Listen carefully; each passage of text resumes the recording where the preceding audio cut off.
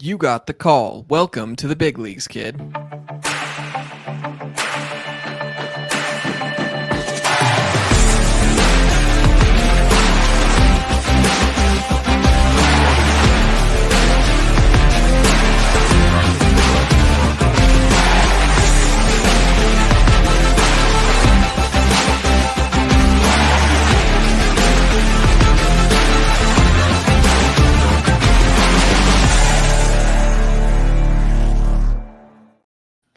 Welcome to the call up presented by Triple Play Fantasy, and happy holidays to everyone listening. I see Vinny, very festive, has got his Cubs beanie on right now.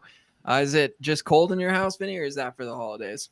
It's cold, plus the holidays, you can wear it whenever technically, but it's comfy, man. I love this. I got this at Cubs convention last year, and best thing I've ever gotten.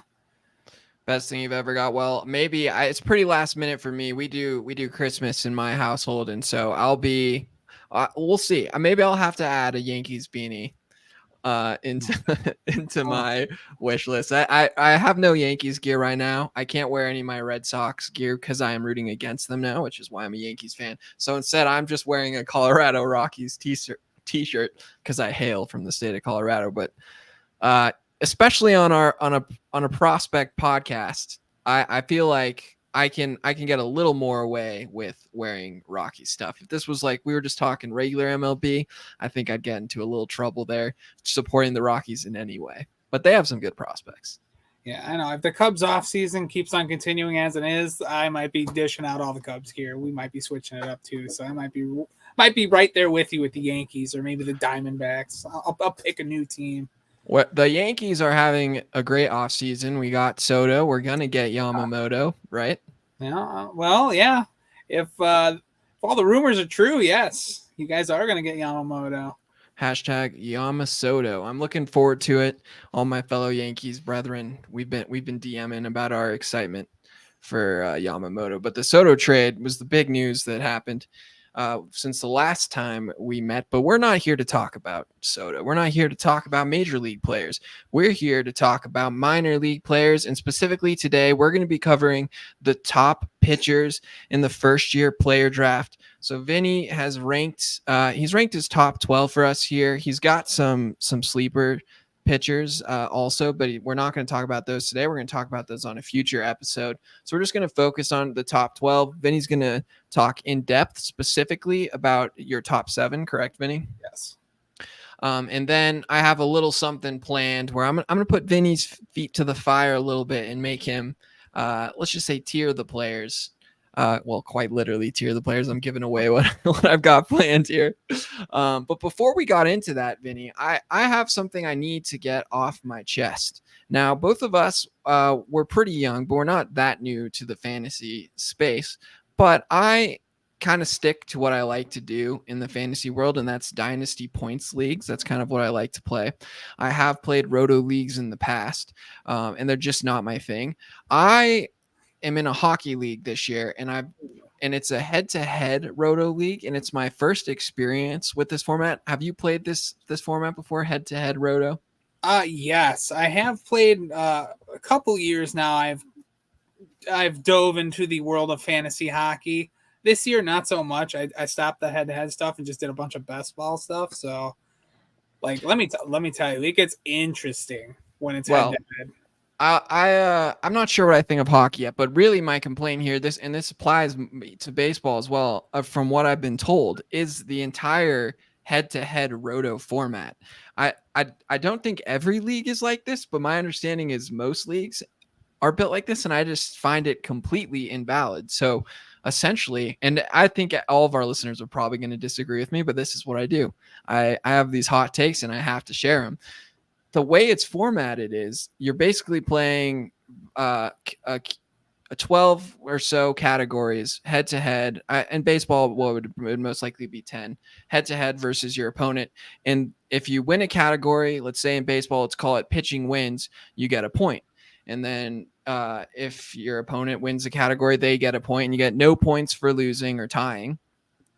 And then what happens, at least this is what my league does, and this is where I think it's ridiculous. Instead of just taking the person who won the most categories and awarding them a single win, they award them the number of wins they got on the week. So if there are 10 categories, they won 7 of them, and you lost 3 of them, your record is 7-3 instead of 1-0. Have you played in a league like that?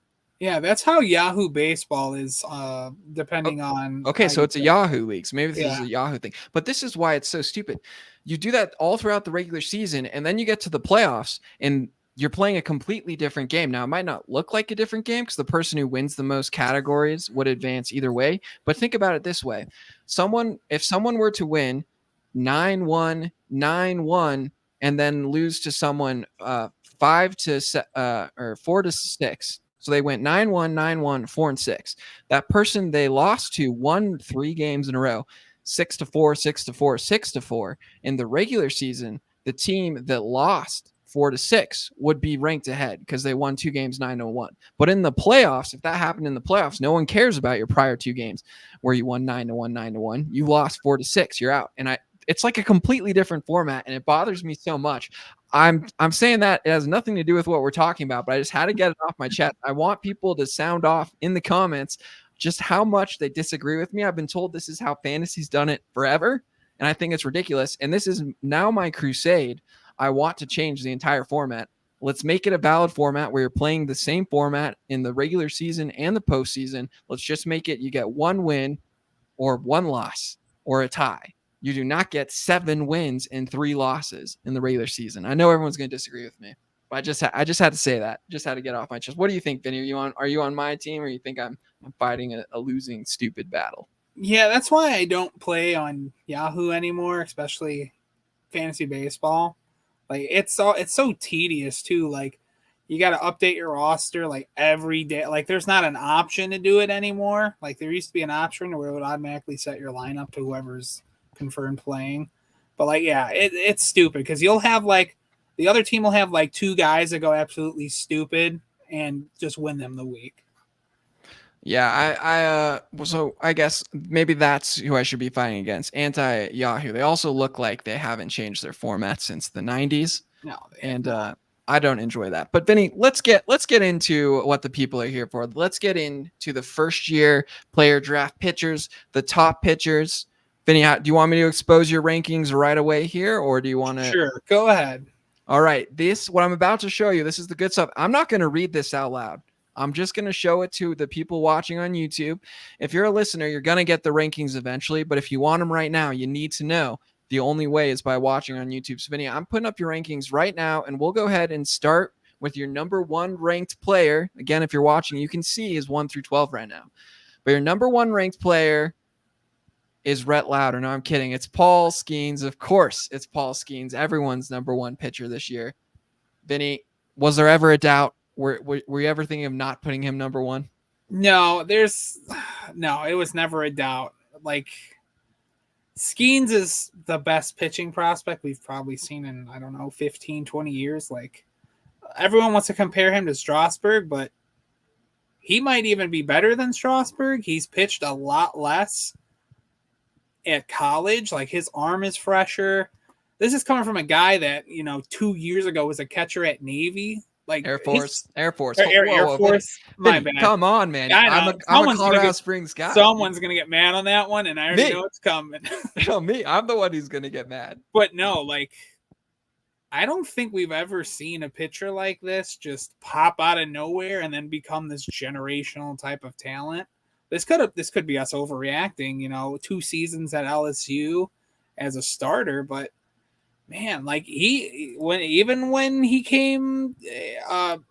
got drafted and started playing with Pittsburgh, like he lit up. Bradenton, he went to Double-A, which they were stretching with that when he got lit up in 2 innings, but it's 2 innings, but man, he looks comfortable. There's rumors of him potentially, making it up this year to the majors. I don't see that. I'd say he's probably a 2025 guy or maybe a late 2024 September call-up. But, yeah, Skenes is probably the real deal. I would bet out of any one of the past couple years, especially first year player drafts, like he shouldn't be going ahead of Langford and Cruz, but yes, he is by far the best pitching prospect. So even if you prescribe to an idea that there's no such thing as a pitching prospect, you still think he's worth the number 3 pick? Yeah. You're making an exception for this guy. That's how good he is. Yeah.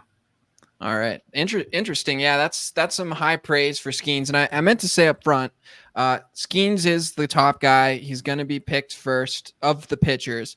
If you're wondering, though, about Yamamoto and Shota, we are not going to be talking about them today. We're going to be focusing only on the guys in the draft class. We're not going to be talking about any of the international signees. So if you're in a league where those guys are drafted, you're going to have to ask us, you're going to have to reach out to us specifically and ask where we'd rank those guys. But for the purposes of today's podcast, we're only going to be focusing on the players who in most first year player drafts are available. And so we're not going to be talking about the international signees. But let's move to your number 2 guy, Vinny. He's not the second pitcher being taken off the board. He is the third. But you have him second. It's Rhett Lowder out of Wake Forest. That pitching lab in Wake Forest has built another strong pitcher. He's going to be going to the Cincinnati Reds. Sorry, he was drafted by the Cincinnati Reds. Vinny, tell us why you've got Rhett Lowder ranked second. Yeah, let's start with Cincinnati and their uprising of absolutely developing pitching. You know, with this year, we saw Connor Phillips, we saw Andrew Abbott, you know, a handful of other guys. We're pairing him with arguably, you know, there's a pretty decent separation between him and Skenes, but if we're talking about most dominant college pitcher this year, like Rhett Lowder was absolutely phenomenal. Like I think he was back-to-back pitchers of the year for D1 NCAA. Like we're talking about a guy who has arguably 3 double plus pitches with an easy repeatable delivery with a three quarters arm slot. You know, physically he's probably tapped out at 6'2", 200, but man, he could find more velo. He maxes out about 96, 97. But this is a guy I wouldn't be surprised if we see blowing, 99, 100 once he actually makes his debut with an affiliate, which he didn't do this year. He spent time around I can't think of the Reds high affiliate, but he was assigned there. He stayed there for like the last month of the season, just never pitched. He just was around the coaches and stuff. But like, this is a scary guy you pair with that Reds developmental, their new pitching lab. Like Waldrep, I think is more appealing to some because there's a chance that he debuts this year, which some people value that more. But I think when all things are said and done, I think Lowder becomes the better pitcher. So I do have one concern, although I can see the argument for it also being a good thing. And that is Lowder is coming from a college that has a major league team quality pitching development lab already. So my head is going to, is this guy already tapped out? Is his potential already maximized? Or do you see it more as he has a massive head start, which puts him closer to the majors than people realize? And he still has some growing to do with a great development organization like the Reds. So do you see it more so that he's tapped out already, or he's got a head start? I think he has a massive head start. Like, a little preview, but next, the 2024 first year player draft, there's going to be a lot of Wake Forest guys. Just to give a heads up, we're talking like 4 or 5 within the first 30 picks, and 2 of them being pitchers, massive pitchers too. But man, like Lowder, like the head start with Wake Forest, I think is more enticing due to he's already used to the routine, and I think going to the Reds with their really advanced pitching development, he's going to take off just like like nothing's there, like he's used to it, like it's routine to him. Like this is a guy that maybe he debuts next year and he just flies through the minors. Yeah, I can totally see that being a way to maybe a spin zone for the idea that he has already maximized his potential. I can see it. I think I lie more on. I personally still have Lowder second, but it's just a big gap from Skenes to him for me, and so that's my one like concern with Lowder is he already has had such high quality pitching instruction. But you mentioned him already, the guy that most people have second. He's being taken before Lowder from what I can tell. There's not really an official ADP out there, but from doing some back of the napkin math using roster percentages, it seems this guy's being taken ahead of Lowder. And you mentioned him already. You touched on him a little. Your third ranked pitcher. And he's a good pitcher, don't get me wrong. But as you mentioned, because he pitches for the Atlanta Braves, people just assume he has the potential to debut early, and those people are probably right. It's Hurston Waldrep of the Atlanta Braves. You have him third. Most people are taking him second because of that proximity. Is there anything more to add for you, Vinny, than you just don't value proximity like everyone does, or is there some other reasons why you have him lower than Lowder? No, there's some concerns with Waldrep. He showed during his College World Series run his inconsistency with command, especially of the fastball. Like he tends to overthrow it in high leverage situations. Like he gets flustered, and when he gets flustered, the command just falls off. And the delivery at times is not as smooth and repeatable as comparing to Lowder. Like there's some work to be done still. I wouldn't rule out that that's the end all be all with his delivery right now. Like the Braves are really good at cleaning up, pitchers' mechanics. If we're talking about debuts of all of the first year player draft guys, he had the best. We're talking about 29 innings. He dropped nearly 50 strikeouts and got all the way up to AAA. So if it's not broken, don't fix it at this point. But I really don't believe he debuts or breaks camp with the team. I think he's more of a late May, early June type of arm, or a big injury happens early. But yeah, he's already shown he can handle the minors. I want to see him a little longer at AAA just to see if it wasn't a fluke. But you pair the Braves with an electric arm with good velocity, with 2+ off-speed pitches being a slider and a splitter. It's hard to knock against it. It's hard to doubt it because their pitching development is arguably the best in baseball, besides maybe the Guardians, or it used to be the Rays, but I can't trust the Rays anymore with injuries. So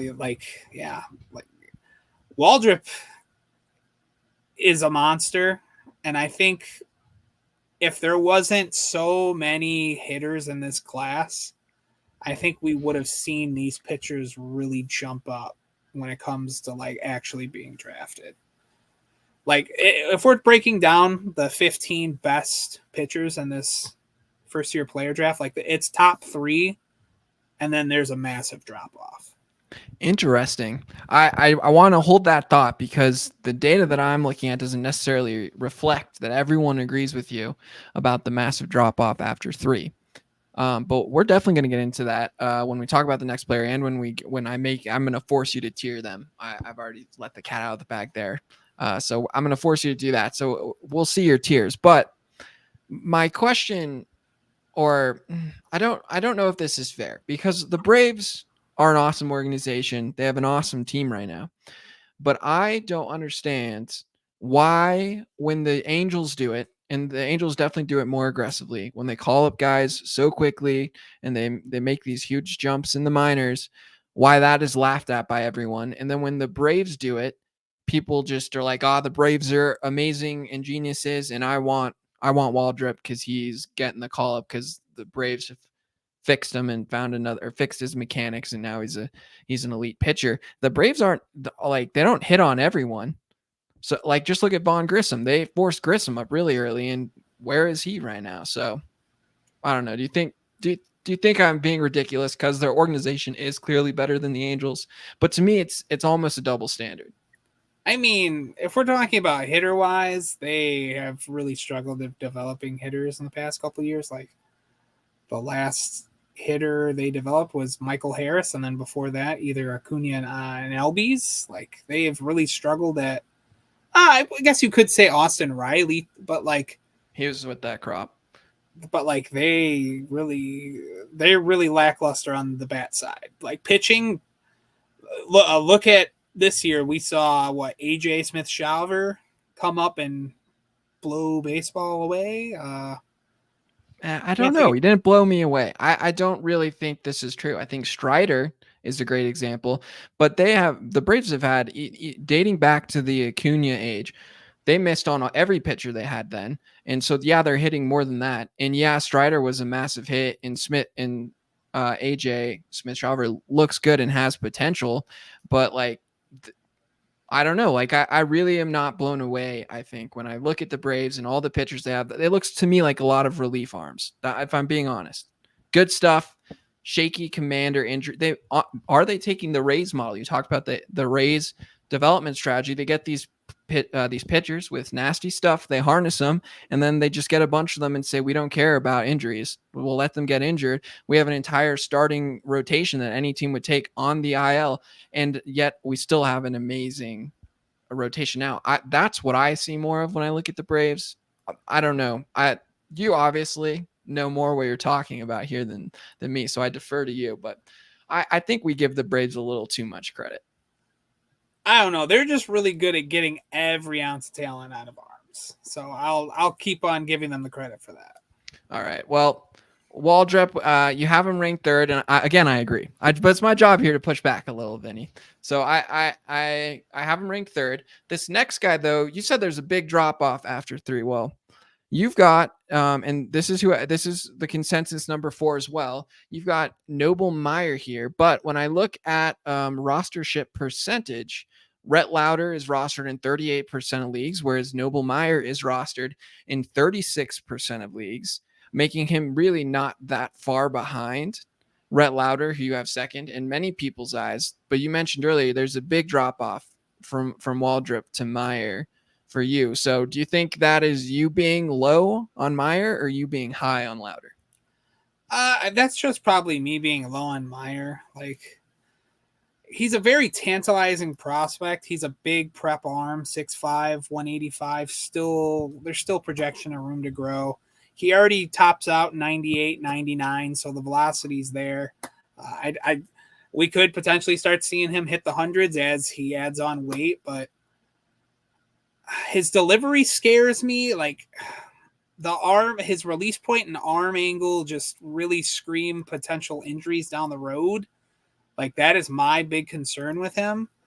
Like, the durability questions, but like everything else is pretty good. Like, his fastballs plus pitch, slider plus pitch, and then that's pretty much it right now. Like, you could argue the change is a work in progress and is probably a little below average. His control has been very good, which is surprising for a very hard throwing prep arm. His sample size this year, straight out, his debut in Jupiter was phenomenal. Like, we're talking, this kid played 3 games, 7 innings, 9 strikeouts, 4 walks. Like, he looked like he's been pitching in Jupiter all year. Like, he was not fazed by any of these hitters. Like, he's a very advanced prep arm, but I have some questions about the durability and the overall smoothness and repeatability of his delivery.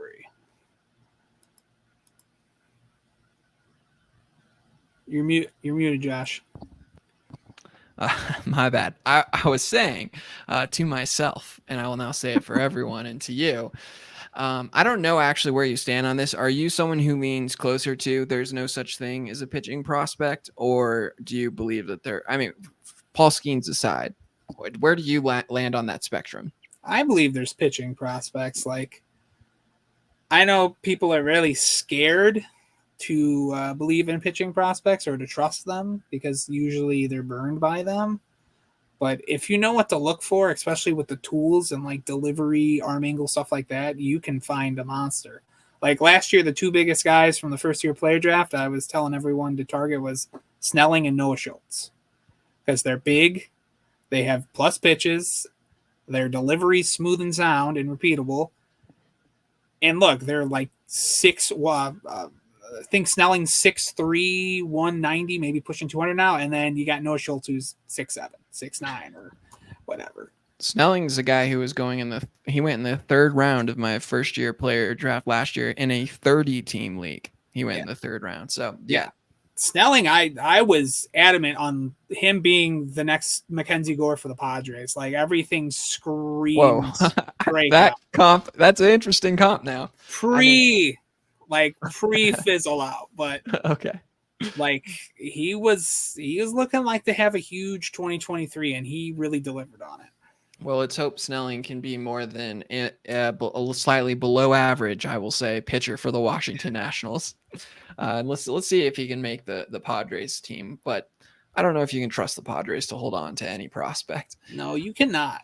But the reason I brought that up is, to me, Meyer's the guy. He's your stereotypical guy that the what's the abbreviation spell? Tin snap. You know, the people who don't believe in pitching prospects.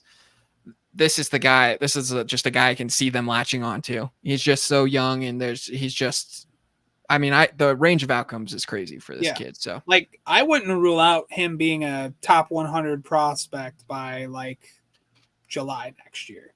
Yeah, at the same time, I wouldn't rule out him completely flaming out as well. So, all right, this guy. It's interesting. I know from some of our conversation beforehand that you're not the biggest fan in the world of this guy, and it saddens me because of the shirt I'm wearing. I'm repping this guy today. It wasn't intentional, but he is a Rockies player, and he is being drafted 5th, which is exactly where you have him ranked, Vinny. But I get the feeling that you're not really that high on Chase Dollander. No, it's kind of funny his descent into darkness, you would say, from pre-2023 draft and towards the like pre-2023 draft time. Like, he was everyone's slam dunk, no doubt top pitching prospect, easily could go 1 or 2. Like, overall, there was at one point they had him going over Dylan Cruz. So like, he really just fell apart at Tennessee last year. Like, it was everything, like command with the fastball. His pitches weren't breaking, like there was less vertical break on his curveball, his sliders, RPMs were down, like he was getting hit a lot. It was just not Chase Dollander's year. And then with that, following it up, he gets drafted by a very bad pitching development org with the Colorado Rockies. Man, this is a guy, if you're taking a chance on him, you're taking a chance on his tools outplaying their development.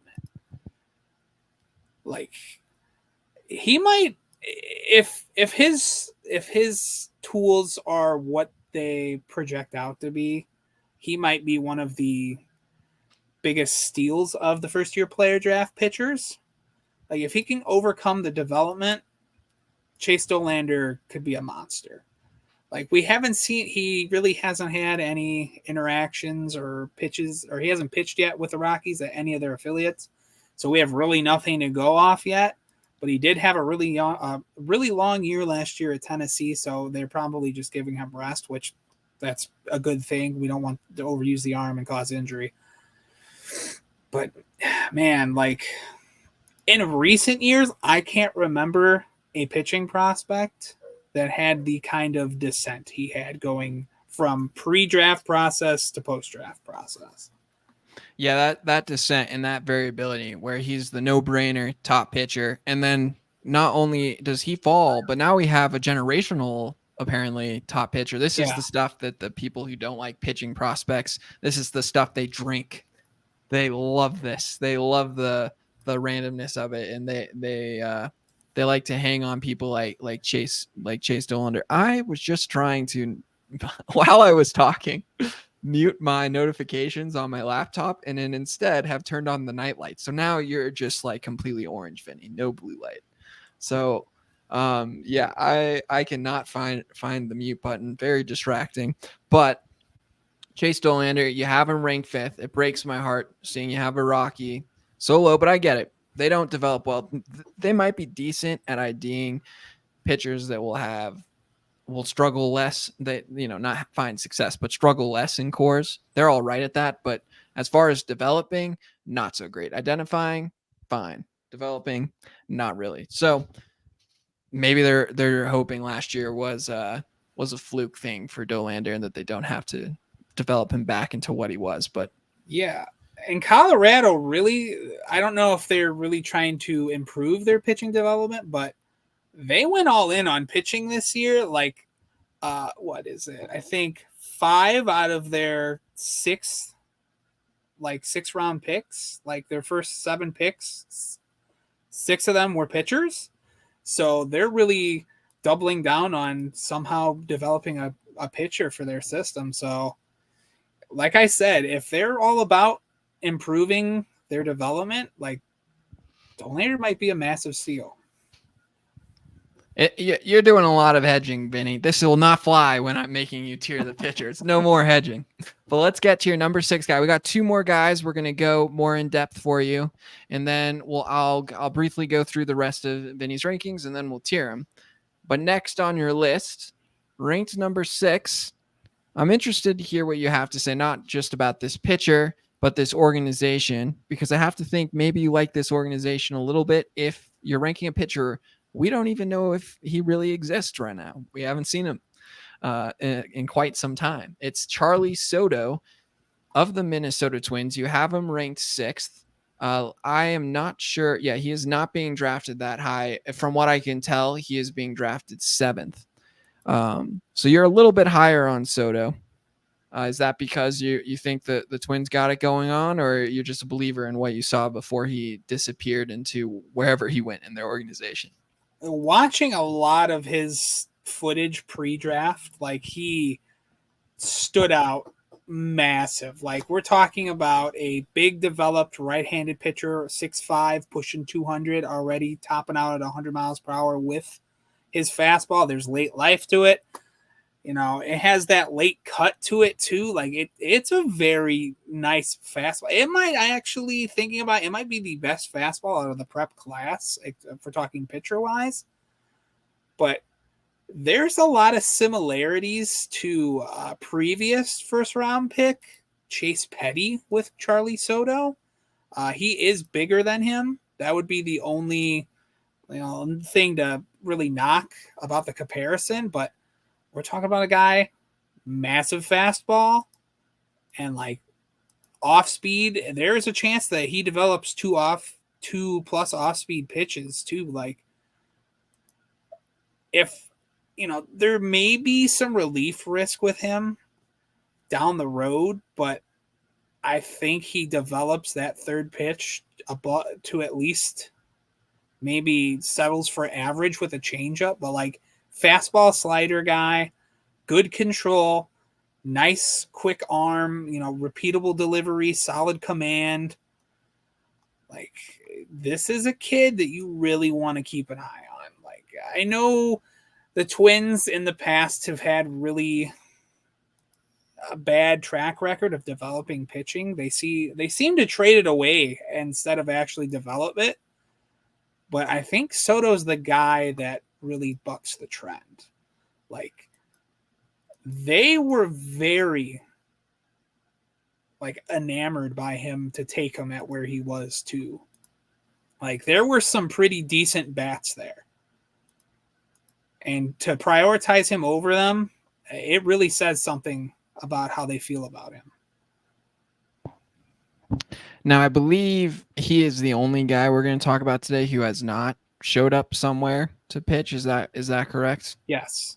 Yeah. So don't forget about Charlee Soto, and if you're looking for him and trying to get him on your watch list so that you don't forget, he spells his name wrong.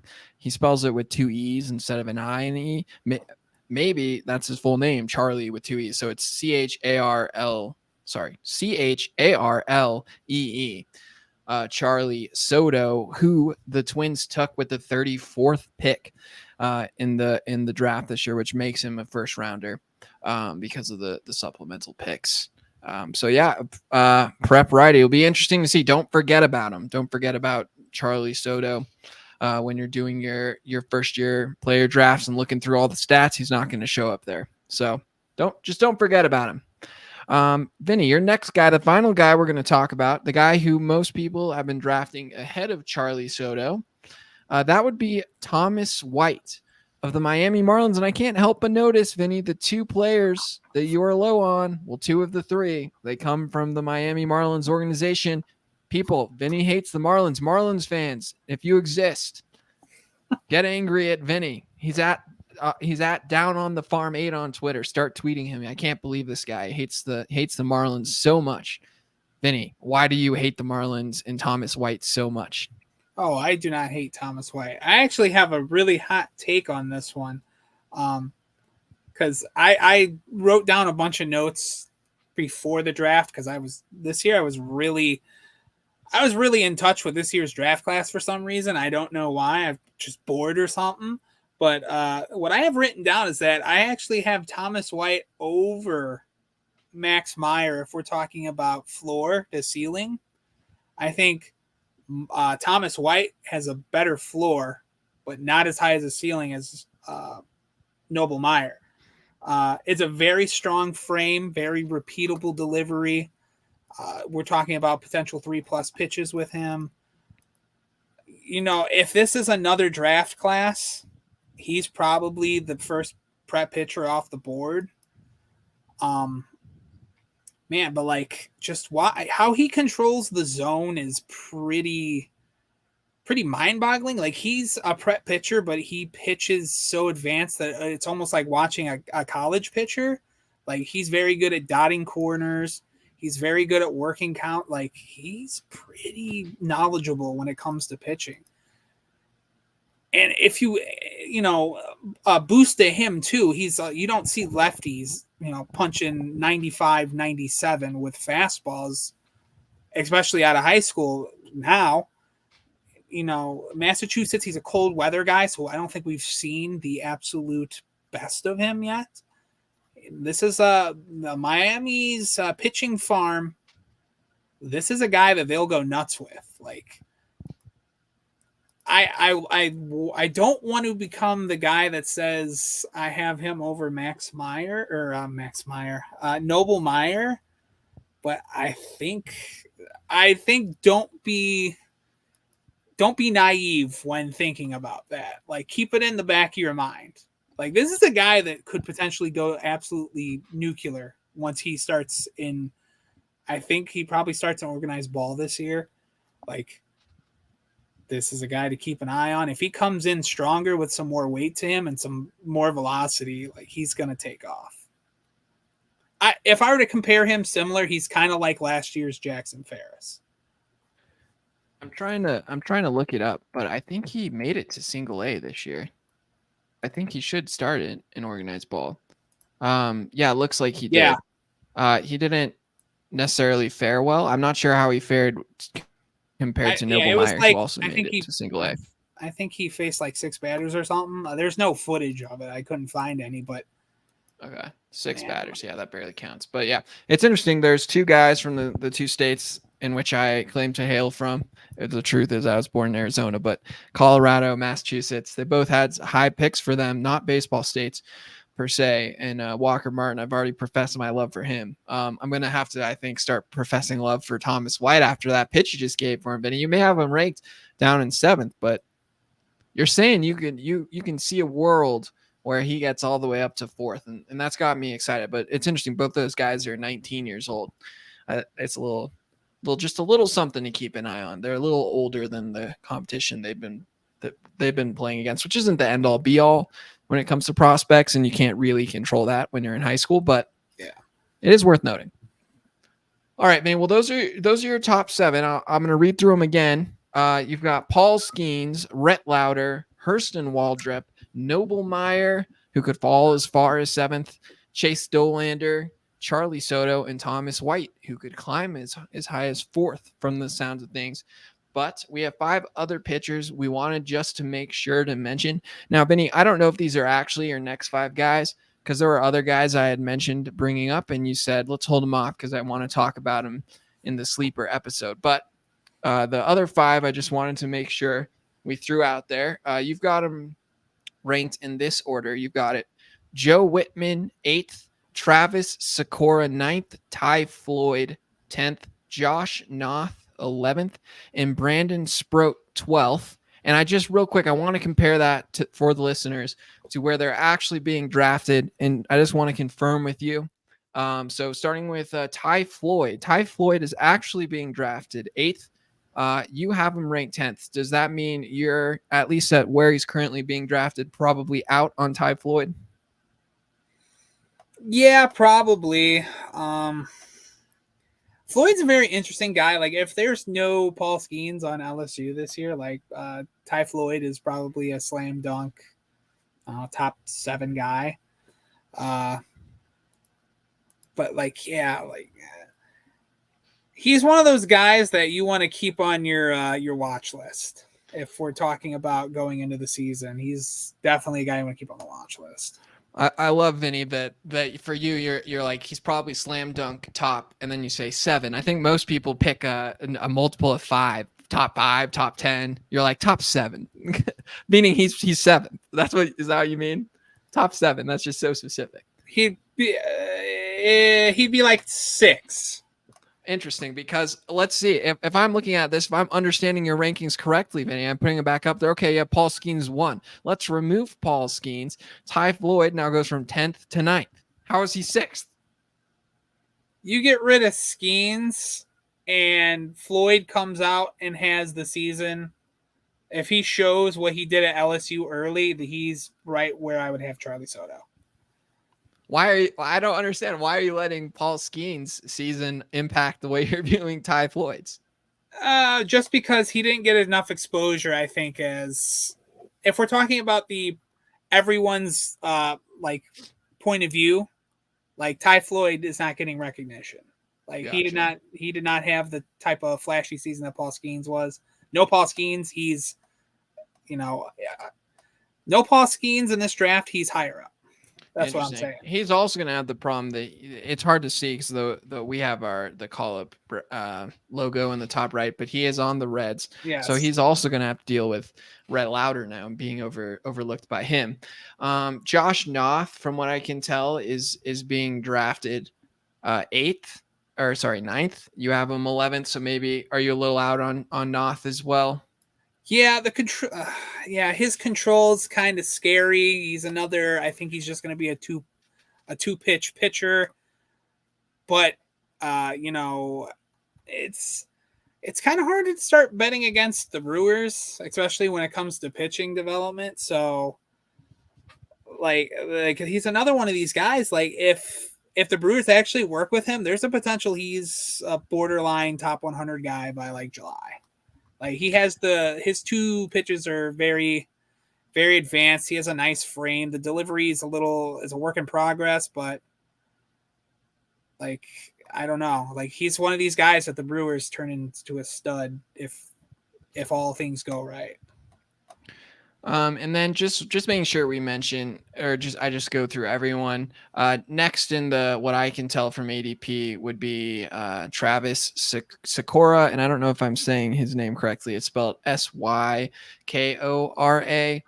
followed by Joe Whittman. So you have them ranked both higher than where they're being drafted, and then Sproat is 12th.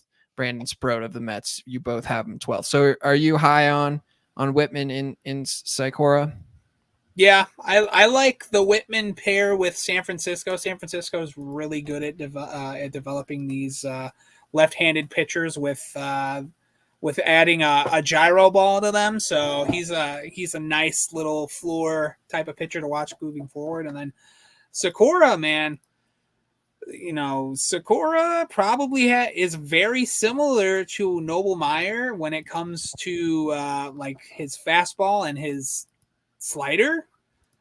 And some would argue he has a pretty solid third pitch and a splitter.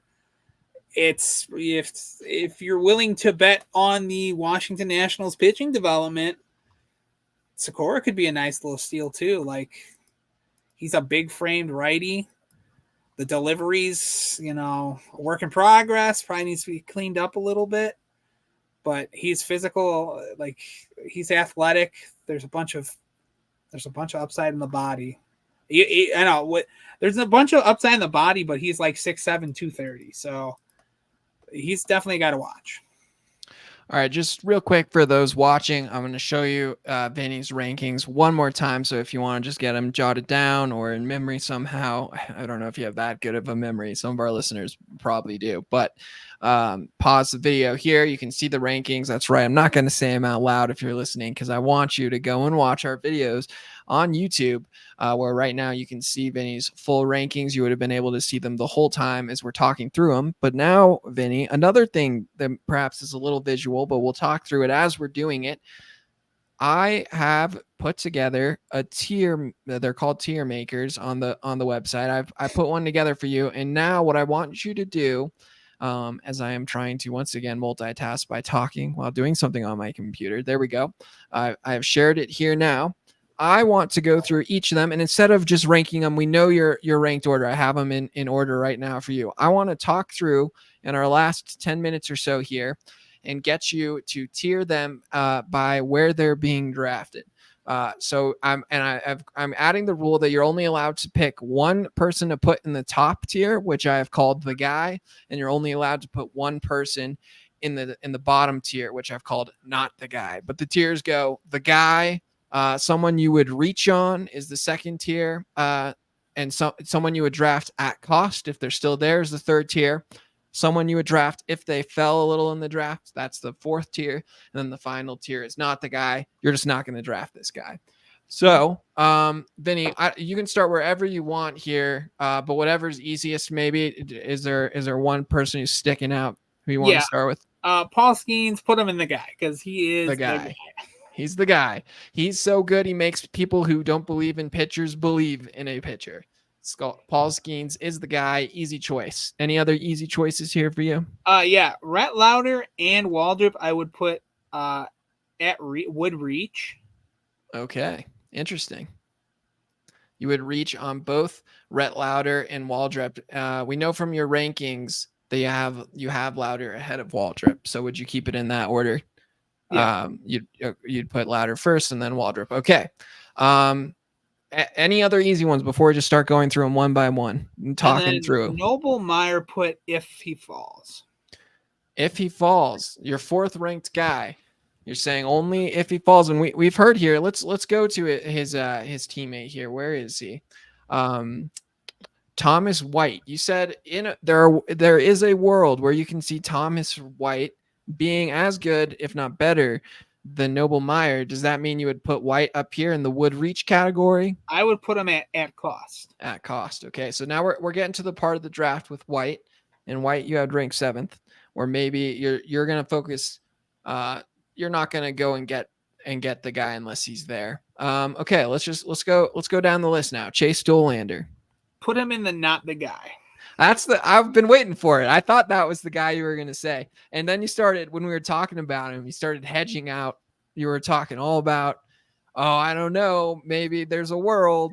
It's probably personal preference, but you will not see me own any shares of Chase Dollander this year or in the near future. I don't know. Like, hey, it's up to you guys if you're willing to risk and take the gamble, but I am not taking him at where he's going. Yeah, so. It's up to you guys if you want to buck Mr. Down on the farm 8 here. Now he knows his stuff. I would if you're not taking him, Vinny, I'm not taking him even as a Colorado guy.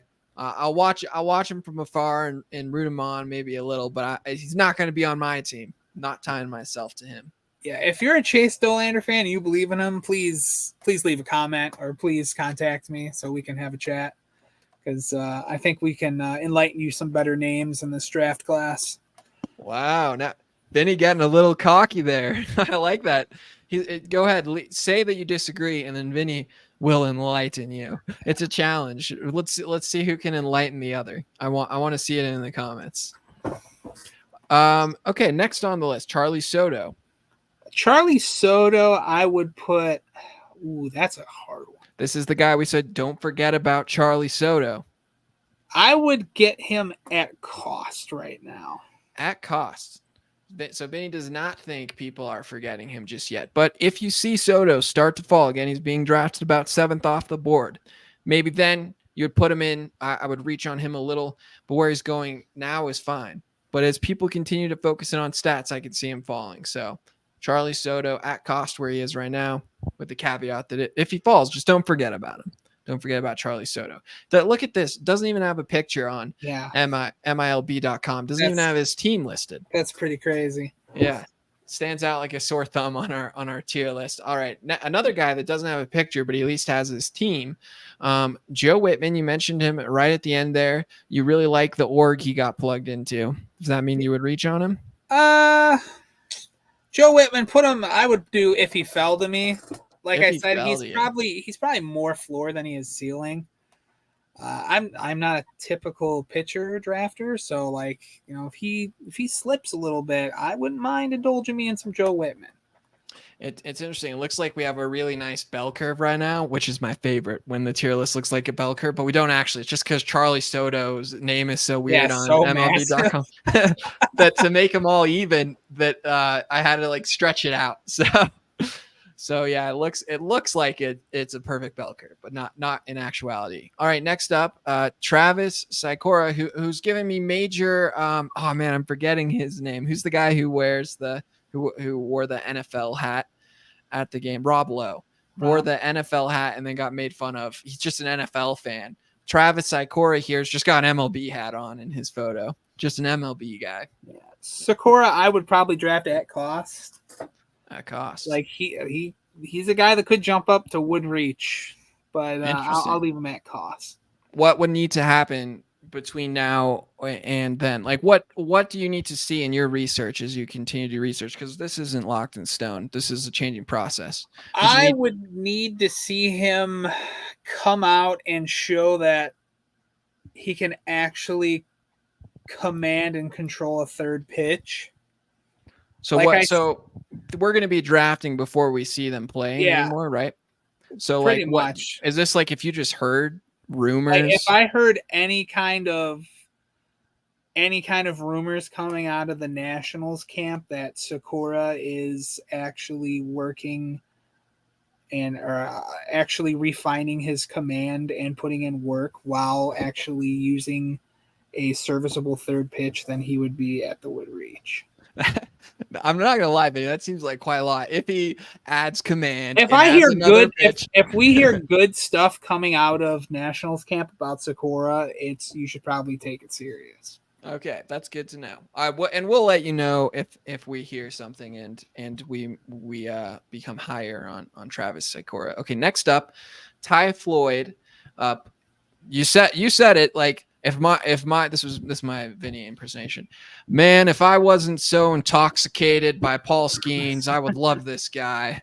But unfortunately, Paul Skenes exists, and so I'm gonna punish this guy and put him real low in my rankings. I'm just messing with you, Vinny. Where would you put Floyd? I'd put him at cost. At cost. At cost tier is getting quite full. Do we got a couple more guys you would take at cost here? Josh Noth. Josh Noth, I think I would reach for. Wow, interesting. Tell me more. I didn't necessarily get the vibe that you would reach on Noth as we were talking about him. Yeah, like I said, Noth has this weird kind of fastball curveball mix that the Brewers really do good at developing. We saw the Brewers have taken some of these very questionable pitchers with bad deliveries and arm angles in the past couple of years and turned them into absolute monsters. Like a la Jacob Mizorowski, and then like a couple years ago, like, oh man, I can't think of his name, but Ashby. like an Ashby, or even like an Ethan Small. If we go back to 19, sure. like they tend to get every ounce of upside out of their pitcher, their like pitching prospects. And Well, let me ask you this then, Vinny, because you mentioned two guys there in Aaron Ashby and Ethan Small who rose up ranks, and Mizorowski has done the same. Some people have Mizorowski as their top pitching guy right now. Would you capitalize that if you see if you see something similar for Noth? Is this a guy you're drafting higher, knowing that because of the org he's in, his value likely skyrockets? But as far as like playing for your MLB team in your dynasty league, do you not have plans for him there? You're going to trade him, or this is a guy you're probably going to draft and trade, because I would expect him to take a while to get to the majors. But man, if I'm not mistaken, he had some pretty crazy analytics pre-draft. I think if I'm not mistaken, his curveball was at like 3,000 or 3,100 RPMs. Yeah, I think I saw 3,000. He also throws ridiculously hard. All right, let's see. I have it right here. This is the Fangraphs write-up. One of the youngest pitchers in the class, the 17-year-old Noth, he's now 18, has shot up boards this spring as his stuff has been up across the board. The 6'1", 190-pound righty has a repeatable delivery in a mid-90s fastball that already touches 98 miles per hour. This is 17-year-old touching 98 miles per hour. His slider, has surpassed 3,000 RPM and projects to be a plus or double plus offering at peak. Noth's spin proficiency is also evident in his low 80s curveball, which could also be a plus pitch in time. His changeup is the weakest part of his repertoire, which is true of many pitchers his age. He lacks prototypical size, but Noth checks all the other boxes scouts look for in a burgeoning. You would think, I read all the time, you think I would know how to say that word. Young starter. That was embarrassing. Don't read on a podcast. Yeah, like, I mean, if we're gonna look at it from a third like point of view, like young pitcher who throws hard probably screams injury in the near future. But if you look past that, you look at 2+ pitches plus the Brewers, this is a guy you hold on to and flip the minute he starts doing something. Because people are I think my takeaway today, this might be the guy I draft. I don't necessarily have a high pick, but I might be looking to draft if I take a pitcher, which isn't necessarily likely. Just wait until we do the sleepers episode. I'll give you two names that you really need to like. All right. Well, this burgeoning guy. Why can't I say that word? I know the word. I can't say it. Josh Noth. I'll be taking him. Last guy here, Vinny, and no pressure, but we could have something great happen here if you put him in the right category. Who are you taking, or where are you putting Brandon Sprout? Don't be influenced by what I just said. Where would you actually put him? I'm throwing him in, not the guy. No, you can't do that. I said one guy and not the guy. Then put him in if he falls. No, okay, wait. I'll let you put him in, not the guy, but then you have to put Chase Dollander somewhere else. Oh, yeah, actually, never mind. Put Sprout at if he falls. Let's go. We got a perfect bell curve. It goes 1, 3, 4, 3, 1. I love that, Vinny. This is pure artistic beauty. Vinny's tier list of pitchers. Brandon Sprout, I kind of forced it a little, but you're not really drafting him. But out of necessity for the fake rule I made, you're putting him in if he falls. Yeah, just watching his footage out of Florida this year, like there was really nothing that blew me away. He just seemed like an average pitcher, probably a plus fastball, maybe an above average slider. Like control was The delivery was. He's probably, when all is said is done, he's probably maybe a SP5 or potentially even a bullpen arm. Like it's hard to also trust the Mets with pitching. Like they've had a couple big pitching prospects absolutely fizzle out in the past couple years. So like, it's another one. Like there's so many good pitching prospects in this draft class that were drafted as such bad pitching development teams that it's really, you're taking a massive gamble. That's why it's not this class isn't getting the kind of, coverage like it's supposed to. It's because it's all bad teams with bad pitching development. Like, say Charlee Soto goes to the Guardians, he's probably a top, I don't know, 4 guy, and he's probably drafted 20 spots higher than where he probably is in first year player drafts. Like, the organization makes a big difference when it's coming, especially pitching wise. It makes a big difference in first year player draft. Yeah, and I think it's pretty evident when you're looking at it too that this is if you're gonna get a pitcher, it has to be early. You've got in the guy category and the would reach category, you have the top 3 guys, and then Josh Noth, who we just talked about at length. I just butchered reading burgeoning. Bang! Let's go. Let's go. There we go. Yeah. Oh, woo, phew. Glad I got that off my chest, Vinny. But you can just see, looking at your tier list, if you don't get one of those top 3 guys, this is not a draft where you're necessarily going to be taking pitchers unless you're taking it at cost, or if they fall to you, you're not reaching on many guys in this class. And you'll see when we get to our hitter coverage, a little tease for what's coming. That's not the case for the hitters in this class. Not at all. Like, yeah, this draft class of pitching, you're either going to find these guys really late in drafts, or you might find a lot of these guys make it to the waiver wires. And you know what?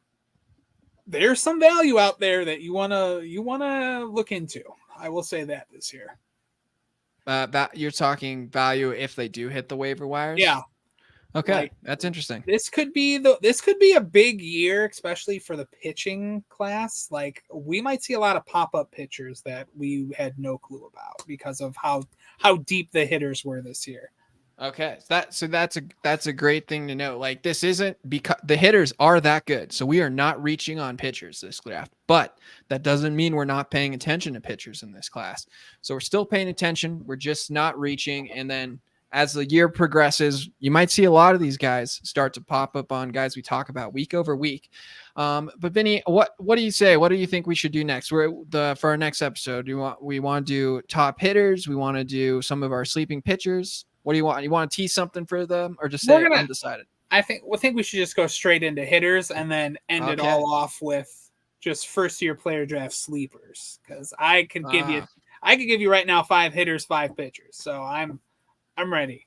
Vinny's already put in the work, so there won't be as long of a wait. Maybe we do celebrate the holidays here, so maybe after the holidays we're going to get right back into first year player coverage. And as always, if you have questions, and I know you're not going to have these questions for me, so if you have these questions for Vinny, you can reach him as Twitter. Best place for you, Vinny?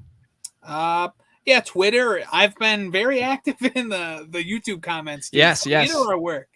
Yeah, see, we're trying to get you guys to watch us on YouTube. You know, we have such amazing faces. You have to watch us. No, I'm kidding. But yes, if you comment on YouTube, we do our best to try and get to those comments. The later it is from when the video's posted, we're not going to comment as frequently, but we still try to get to those questions. So even if you're listening to this a month from now, because your draft is just now happening, or 2 months, still don't feel free to put your comments in there, and we'll try and get to it. We see the notifications on the YouTube page when a comment comes through, and we'll do our best to respond there. But you can also find Vinny at Down on the Farm 8 on Twitter. I'm not going to give my Twitter handle, but if you're watching, you can see it. I not worth following me. I say it every episode. My latest tweet was just me complaining about Survivor. I'm just a complainer. So follow Vinny, ask Vinny his questions, your questions on Twitter. But for the both of us, that is the call up. Happy holidays, everyone. See you soon.